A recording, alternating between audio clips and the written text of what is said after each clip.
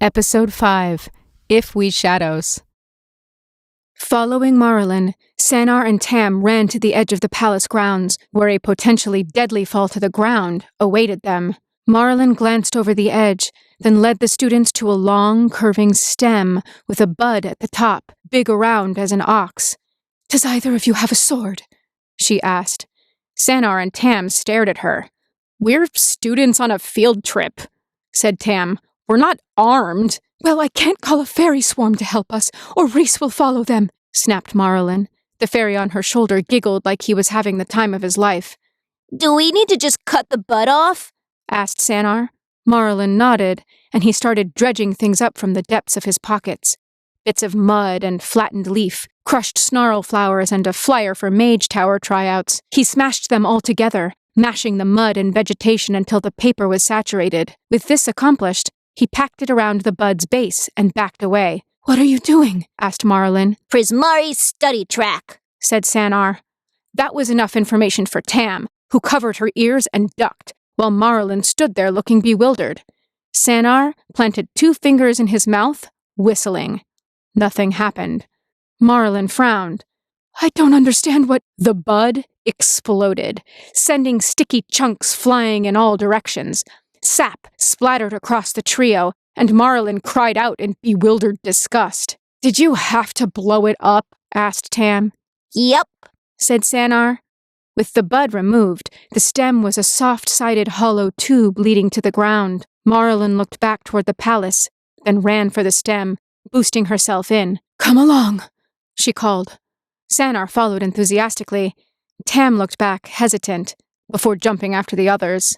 Inside, the stem was slick and sticky and smelled of nothing so much as the living concept of green. The 3 shot down into the dark, tumbling out at ground level, not far from the waterfall. Maralen ran through it, and the others followed, all rinsed clean by the tumbling water as they plunged into the gilt-leaf wood. Once there, Maralen led Seanan and Tam toward the tributary leading to the Wanderwine. Upon reaching the banks of the stream, she bent and began rummaging through the exposed roots of the trees growing alongside the water, pulling a wooden coracle boat out of hiding. "You've been ready to run for a while," said Tam, observing. "It's like you created a world you knew you couldn't live in. That's why you asked Rhys to do you a favor and ran when he tried." Una was my creator, and I needed to know I wouldn't become her if I had the same power she did. I needed to know that Lorwyn Shadowmoor would be safe from her return, but I'm still myself. Even if parts of her live on in me, I'm not her, and I need to make Rhys see that. She climbed into the coracle. "Come along. We need to find someplace safe to hole up, until I know what to do next." "You mean until you know how to get us home?" asked Tam. She climbed into the coracle, causing it to settle lower in the water. "We need to find our way back." "And we need to find our friends," said Seanan, settling beside them. Maralen produced a pole from the bottom of the boat, using it to push them away from the banks. They spun until the current took them, pulling the coracle rapidly toward the Wanderwine. "I don't know where we can find you a passage back to your home, but I'll do my best as soon as we're away," said Maralen. "You have my word. Right now, can we focus on escaping? Rhys is a hunter and a tracker, and a very dangerous foe." "So, why don't you just release him from his promise?" asked Tam. Maralen sighed. "Rhys is an elf." "So?" "Elves live for a blink of an eye. They're here, and they're gone, before they have time to become anything less than perfect. Rhys is older than any elf I've ever heard of, because he made a binding promise to me. As long as he's bound to me, my magic keeps him alive. It seemed so unlikely he would ever feel compelled to keep his word that it was better to let the promise stand and keep my friend." Tam stared at her. "That was the only way I had of keeping someone beside me who'd known Maralen of the Moonsong when she was an elf and not a fairy's dream." Maralen looked lily at Tam, not blinking. Tam found herself wondering whether they had Gorgons in Lorwyn, because Maralen didn't flinch before meeting her eyes. Neither did most of the students she knew from Arcavios. They didn't know to be afraid of a Gorgon's gaze, and so they weren't. It was strange. At home, even her teacher would sometimes flinch, and she couldn't have hurt him if she wanted. When Maralen finally looked away, Tam sagged, and as Sanar leaned out of the boat to trail his fingers in the current, they let the water take them. The tributary handed the coracle off to the Wanderwine, almost gently. The water seemed to know it was carrying precious cargo. They spun, but didn't overly rock, and except for Sanar's fingers, they remained dry. The Wanderwine flowed on, and they traveled with it. Hours passed, the sun in the sky above them not moving, and occasionally they floated past patches of darkness on the shore, places where Isilu had gone stalking by. Maralen stared at them with wide, bewildered eyes, but she didn't say anything, and neither did the students, allowing her the time to come to terms with her new reality. On and on they floated, until finally they passed below the canopy of a copse of fat-trunked mangrove trees, drifting into the sunlit shadows of a large swamp. A vine reached out from the bank, snarling their coracle and tugging it gently to the shore. Tam gasped and began to stand, setting the boat rocking. Maralen motioned her back down. "This was our destination all along," she said. "I have friends in this bog. This is the home of the stink-drinker Warren of Boggarts, and, unless she's moved along since last she sent word, we'll find Aisling here." Aisling? Asked Sanar. "She's another I've known almost as long as I've been myself. She's one of the Flamekin of Mount Tanufel, from which the Wanderwine River springs. We've been enemies as often as we've been friends, and she knows what it is to have people assume that you're a villain, even when you're not. The only reason I don't see her more often in Glen Elendra is that she thinks me a fool for keeping Rhys so close when his purpose is to end me. If anyone knows anything of your friends, or the path that brought you here, it's Aisling. She runs the length of the river and back again, carrying stories and secrets to the mountain. The pilgrim's path, once walked, is not so easily set aside." The coracle bumped into the shore, rocking harder without knocking the trio overboard, and Maralen stood, spreading her arms for balance as she stepped out. A 4-fingered hand, made of what looked like flexible black glass, caught her wrist and tugged her onto solid ground. Tam and Sanar gasped as a lithe figure whose body shared substance with the hand stepped out of the shadows, helping Maralen find her footing. Maralen smiled warmly at the figure. "Aisling," she said. "Maralen," replied Aisling. Her face was a mask of the same black glass as her body, crowned with a shock of blazing bonfire. More flames leaked out along the line of her throat and from the creases of her joints, making her look like a barely contained inferno. She turned towards Tam and Sanar, burning. "Whoa," said Sanar, scrambling out of the coracle and staring at Aisling. "You're beautiful." "Sanar," hissed Tam. What? She is. Fire is always pretty, but letting fire decide to be a person is a special sort of pretty.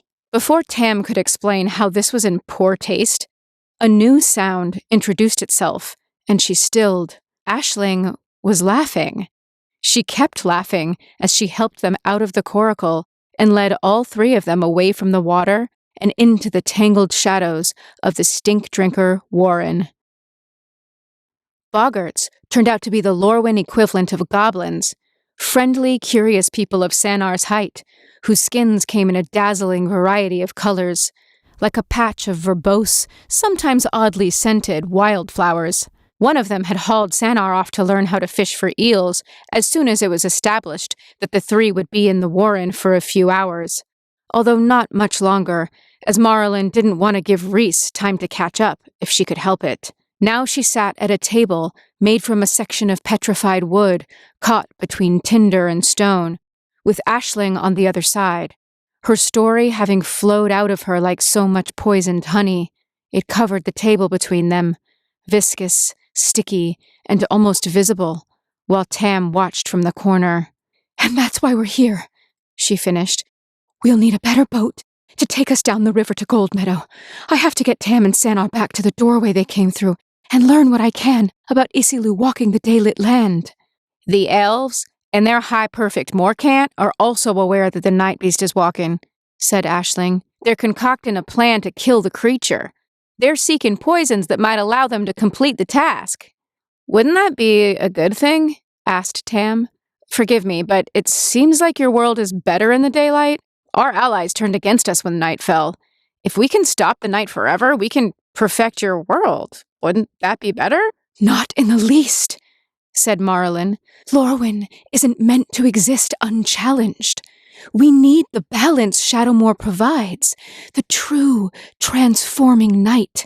Isilu and Erdu are balanced forces, equal in all things, and we've seen what happens when we have one without the other. I don't want to die. If I were to agree to ending the night forever, I would deserve the death Rhys promised me. Eternal day is Una's way, not my own. Isilu would regenerate. The balance would be restored over time, said Aisling. Una destroyed both the great elementals when she created her aurora, and they found a new balance between themselves after the aurora fell. That doesn't mean I can condone an attack on the natural order of Lorwyn Shadowmoor, not when we've just gotten it back, snapped Maralen. Then I suppose we'll have to stop the elves, said Aisling, sounding deeply put upon. I'll find the boat you need, and I'll be coming with you. She rose, heading for the door. Outside, the sound of laughter rang through the warren as Sanar struggled to snatch slippery eels out of the water, egged on by the boggarts around him. He grinned, clearly enjoying the attention, and kept going. And in the branches outside the room where Aisling had been speaking with Maralen, a fairy rested. It flicked back and forth between blue and green, the Lorwyn and Shadowmoor sides of its nature almost seeming to strobe, making it difficult to say which it was at any given moment. It remained sitting in a shaft of sunlight, head cocked to the side, frowning and perplexed as it listened to the conversation from within. Finally, with a flick of its wings, it rose and flew away, vanishing quickly into the branches. Near the dolmen gate, a flare of light split the darkness, then became the muscled, white-furred form of a Johnny Goldmane. The unbroken night hung heavy in the air around him. Day, glimmering in the distance beyond veils of shimmering aurora, created where the night and day collided. He took a look around, turning a careful circle. There was no sign of the 4 missing students. A Johnny frowned, then started toward the dolmen gate. As he moved, a creature like a serpent with the tiny jointed legs of a millipede loomed up behind him, mouth gaping to show venom-coated fangs.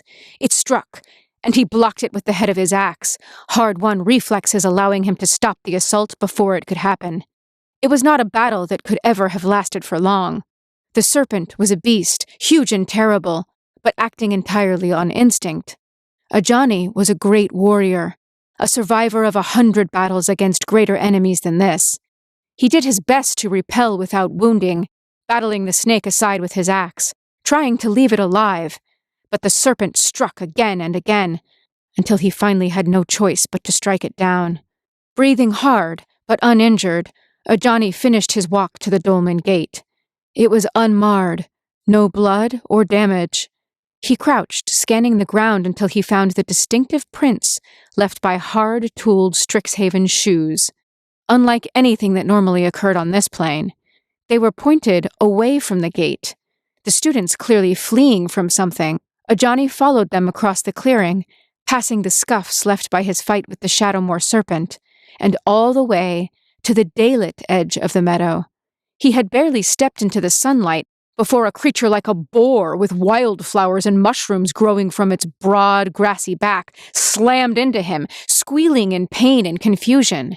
Beasts of Shadowmoor and beasts of Lorwyn, both driven to attack by the sudden change of day into night. This wasn't how things were meant to be. Even as Ajani fought off the boar, he could tell how out of sync with itself the plane was, and how unhappy. This had to stop. The boat supplied by the boggarts was large and luxurious, at least compared to the coracle.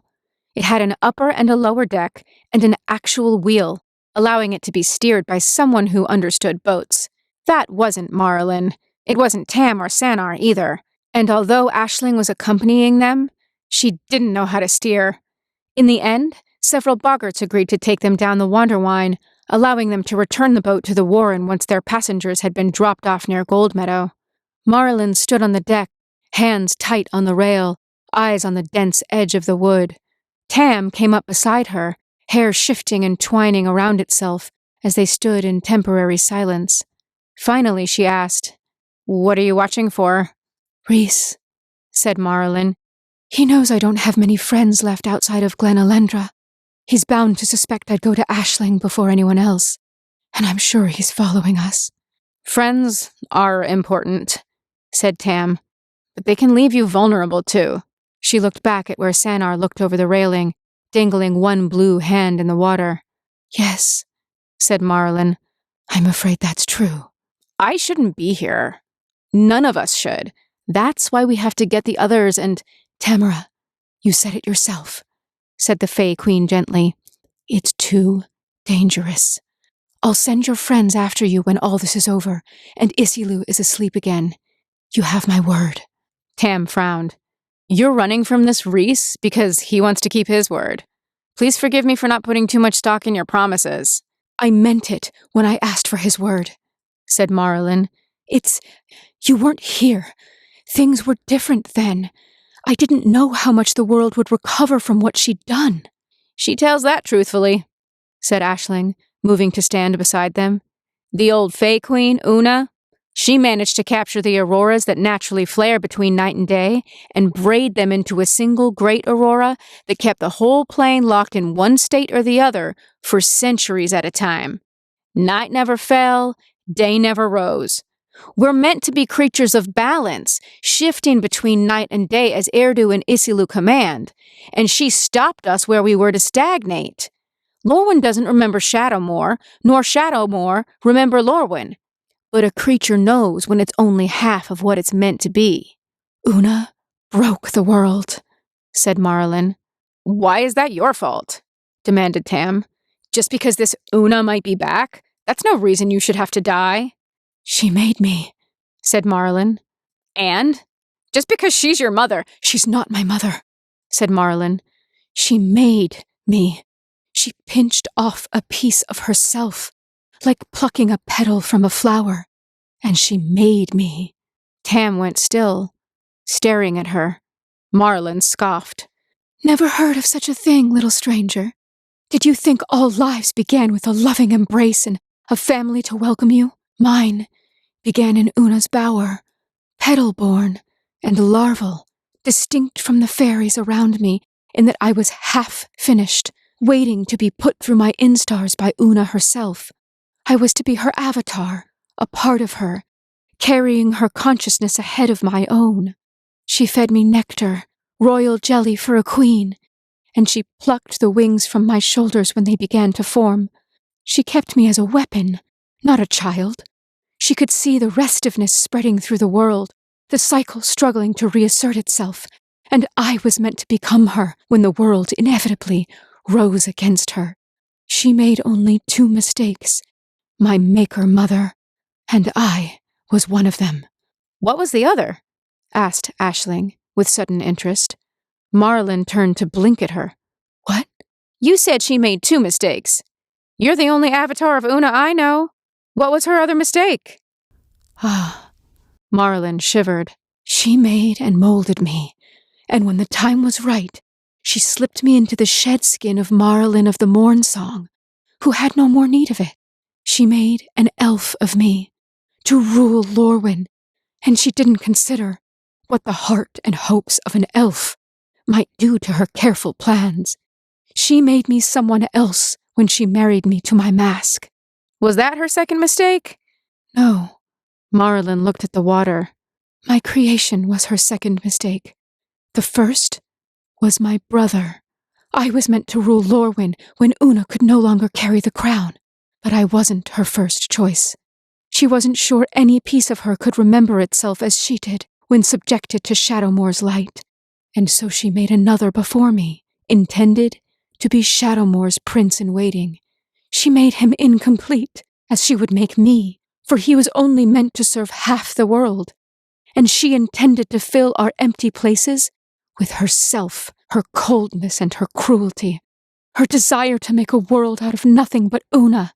She already knew he was flawed when she chose to make me from the other half of the same petal. He fought her, he defied her, and he demanded to be left to rule Shadowmoor according to the natural cycle of things. What memories I have from before I was Maralen came originally from Una, and they're colored by her experience of them. I remember my older brother fighting her so hard I thought the palace might fall. He wanted to be himself and his own, not hers. He befriended a giant, a sage who carried stories of Erdu and Isilu, who were legends then, not parts of our living world. He called the man father, pledged to be a good son to him, and Una was infuriated. She ordered the giant killed where we could watch, and told my brother the only lesson he should take from fathers was this, that fathers will always leave you. Fathers always fall. My brother he was shattered, and he swore he would never forgive her, or any part of her, however half-formed. I didn't see him after that. Did Una hurt him? Asked Tam. No, she whisked me away to become Maralen, and by the time I remembered who and what I was, my brother was gone. The fairies told me he vanished into the green, and I've not seen him since. As far as I'm aware, all that's left of Una lives in me. Through me, she might be able to return, and so Rhys watches for signs of her awakening, ready to strike me down when he sees them. So you see, this is my fault. I was part of Una when she broke everything. Rhys only seeks to prevent me from bringing the healing to an end. That's nonsense, said Tam mulishly. You can't be blamed for things she did before you existed, even if you were part of her. You didn't have any control. It's not your fault. Sitting on the edge of the table, the fairy that had been accompanying them frowned upon Maralen, wings at half-mantle. It opened its mouth, looking for a moment like it was going to speak, only to flinch as the boat jerked to a sudden stop, running hard against the bank. Aisling and Maralen rushed to shout up at the boggarts who were steering them along the river, demanding to know what was happening. In the commotion, the fairy rose and flew away, a perplexed expression on its face. At the helm, the old boggart let their shouting wash over him, then leaned forward and yelled, "Look to the river! All the new experiences there are don't mean a thing if I can't carry them home." Maralen and Aisling turned to look, then gasped. The river just ahead was slashed through with the hard line of night, auroras sparking along its edge. On the other side was only darkness. Shadowmoor had taken the Wanderwine. "This boat stops here," said the boggart. "What do we do?" moaned Maralen. "We walk," said Aisling. "My memory is as unbroken as yours." Maralen frowned. "What do you—" "The elemental's touch has left some consequences. My form may flicker night to day, but my heart no longer changes." Seanan ran down the deck toward them. Aisling turned to him. "As long as you stay within my light, you should retain something of your daylight nature." People don't change between night and day where we come from, said Seanan. "Even better," said Aisling. She bowed to the boggart at the helm, then led the others to the side, where they descended the ladder to the aurora rainbowed bank below. Like a predator on the hunt, Shadowmoor lay in silent wait. "Where are we going?" asked Kirol, hands bound with a length of elven silk. Even that had been a compromise. The Perfect had wanted to secure their feet, until Lluwen reminded her that Kirol would be unable to flee if something attacked them while they were gathering the Dawn Glove. Morkant had scowled, but agreed that letting the vampire die before they could retrieve the Dawn Glove would serve no one any good. "Silence," said Morkant sharply. Lluwen leaned close, pitching his voice low, and said, "The night doesn't draw a straight line. There's a grove here in the gilt leaf that Isilu's already taken, and the flowers we need should be growing there. You're gonna go inside and gather them for us." "You make it sound so easy," grumbled Kirol. "It is. You just have to pick some flowers." Morkant turned to look at them, and they flinched. "I told you to be silent," she said, her voice cold. "I expect obedience from those who serve me." "Picking flowers is what got me into this situation in the first place." Lluwen prodded Kirol in the back with his spear, and they shot the hunter a wounded look. Lluwen jerked his head toward Morkant, a pleading expression on his face. Kirol sighed and kept their mouth shut. If they'd done that sooner, Morkant might not have figured out they could pass between the night and day without losing their memory or getting distracted by transforming into their Shadowmoor self. They walked the rest of the way in silence, stopping when a line of auroras appeared across their path. "The stranger will continue," commanded Morkant. "They don't understand what—" "Are you contradicting me?" Her voice was poisonously pleasant. "What a fascinating choice." "No, perfect," said Lluwen, slumping as they turned their attention back to Kirol. "You have to go." Kirol blanched.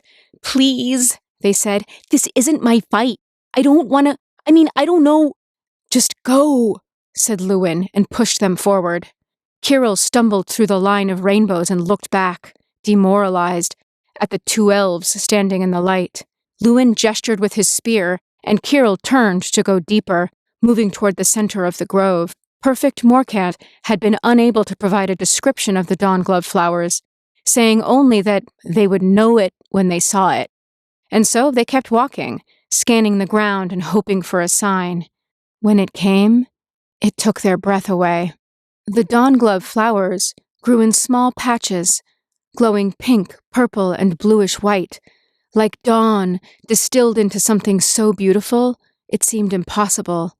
Their bound hands shook as they reached out to pluck a sprig, and they found themselves wishing desperately for their school-issued shears, designed to prevent bruising a single petal. A branch snapped behind them. Kirol tensed, and their vampirically sharp ears heard the crackle of distant, hard-banked fires creeping closer. They turned and saw dark outlines, humanoid shapes crackling with barely contained heat like banked charcoals. It was easy to miss them in the dark, their presence betrayed only by the dim embers in their eyes. Leaping back to their feet, they ran, and the cinders gave chase. Several times, Kirol felt the heat of their bodies against their skin, but they were faster, even in the wrong shoes, than the cinders were on uneven ground. And they burst through the veil of rainbows with the Dawn Glove in their hand, dropping to their knees in the loam. "Kirol did it," said Lluwen, taking the Dawn Glove reverently from Kirol's hand and holding it up for Morkant to see. But the cinders— He looked uneasily at the figures on the night side of the veil, unwilling to pursue further, burning in the dark. "The stranger evaded them once. He can do so again," said Morkant. "Send him back." "It's them," said Kirol, getting back to their feet. "And no, I won't go. I'm not dying for you people." "You're dying for whatever I say you are," said Morkant. "We need more Dawn Glove. Go. Lluwen, make him go." "I won't," said Lluwen. "They don't deserve to die that way." "Lluwen." "No." Morkant was glaring, clearly prepared to push the issue, when a white blur burst out of the trees and landed between them, a massive two-headed axe in his hands, fur on his shoulders bristling. He snarled at the Aurora line, and the cinders retreated. He snarled at Morkant, and she snarled back, less bestial, more arrogant. Then he rounded on Kirol, who moved in front of Lluwen, ready to defend the elven hunter from the massive lion man. Instead, the lion spoke. "Are you one of Professor Vess's missing students?" he asked. Relief washed through Kirol so strong, it felt like it might wash them entirely away. "Yes, sir," They said, I got lost. I lost my friends, and now Perfect Morcant, they gestured to the elf, is making me pick Dawn Glove for her. Please, I want to go home. And we shall, said the lion. My name is Ajani, and we are leaving. He turned his glare on Perfect Morcant, who tried and failed to match it. One hand on the small of Kirol's back, he began guiding the student away. Lluwen had an instant to make up his mind. Looking between Kirol and Ajani, and the furious Morcant, he moved, darting after them before she could stop him. Her face contorted in anger as the forest took them. Aisling stepped into Shadowmoor, blue light racing along her skin, and her deeply banked inner fires melting into something frozen and shimmering, like the magnetic lights that sometimes danced in the sky above the fury gale back on campus. Sanar gasped. Tam stopped walking and stared.